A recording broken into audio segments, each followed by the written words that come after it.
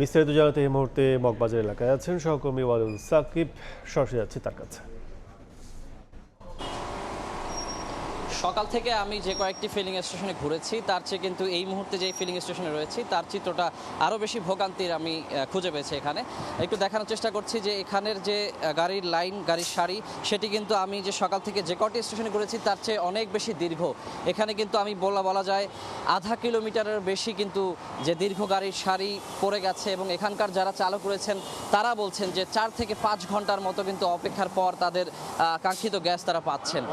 এছাড়া বলা যায় যে এখানকার যে গ্যাসের চাপ সেটি তুলনামূলক অন্য স্টেশনগুলোর তুলনায় কিছুটা বেশি, তবে খুব যে বেশি চাপ রয়েছে এমনটা কিন্তু বলা যায় না। তো সেক্ষেত্রে মোটামুটি কিন্তু একই চিত্র আমরা দেখতে পাচ্ছি যে প্রয়োজনের তুলনায় পর্যাপ্ত গ্যাস কিন্তু তারা পাচ্ছেন না। আর এই যে গ্যাস সংকটের যে সাম্প্রতিক সমস্যা সেটি কিন্তু আমরা জানি যে মহেশখালীর যে এলএনজি টার্মিনালের কারিগরি ত্রুটির কারণে যে এই সমস্যাটি হয়েছে এবং সংশ্লিষ্ট কর্তৃপক্ষের দাবি যে দৈনিক প্রায় 45 কোটি ঘনফুট গ্যাস সরবরাহ কমে যাওয়ার কারণে কিন্তু এই পরিস্থিতি তৈরি হয়েছে।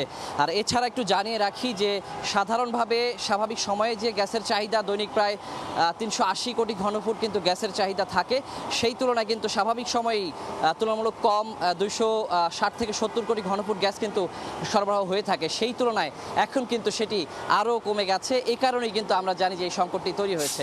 তবে সংশ্লিষ্ট কর্তৃপক্ষ কিন্তু বারবার আশ্বাস দিয়ে যাচ্ছেন যে এই কারিগরি ত্রুটি কিন্তু তারা যে দ্রুত সময়ের মধ্যে কিন্তু সমাধান করার চেষ্টা করছেন, কিন্তু কবে নাগাদ আসলে এটি যে ত্রুটি সারানো সম্ভব হবে সেটি কিন্তু তারা স্পষ্ট কোনো ধারণা তারা দিতে পারছেন না। তবে যে তারা বারবার বলছেন যে দ্রুত সময়ের মধ্যে এই সমস্যার সমাধান করা সম্ভব হবে এবং আগের মতো স্বাভাবিকভাবেই কিন্তু তারা গ্যাস সরবরাহ করতে পারবেন বলে কিন্তু তারা আমাদেরকে জানাচ্ছেন। তবে যারা চালক রয়েছেন তারা কিন্তু একেবারেই ভোগান্তির মধ্যে রয়েছেন, তারা কিন্তু জোর দাবি জানাচ্ছেন যে অতি দ্রুত যেন এই সমস্যাটি সমাধান করা হয়। তো এই ছিল আমার কাছে এখন পর্যন্ত মগবাজারের এই ফিলিং স্টেশন থেকে গ্যাস সংকটের সবশেষ খবর। সিএনজি ফিলিং স্টেশনগুলোতে ভোগান্তির খবর জানতে সরাসরি ছিলাম মগবাজার।